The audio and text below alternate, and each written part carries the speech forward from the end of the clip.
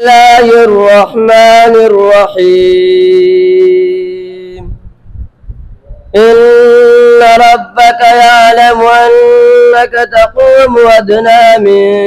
ثلثي الليل ونصفه وثلثه وطائفة من الذين معك والله يقدر الليل والنهار علم أن لن تحصوا فتاب عليكم فاقرؤوا ما تيسر من القرآن علم أن سيكون منكم مرضى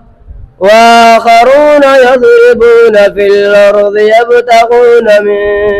فضل الله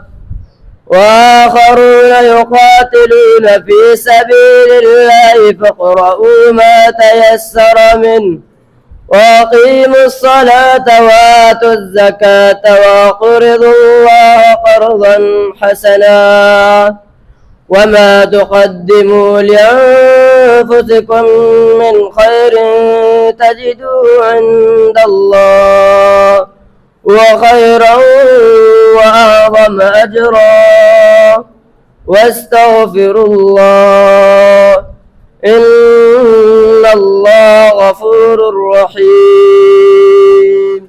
صدق الله العظيم.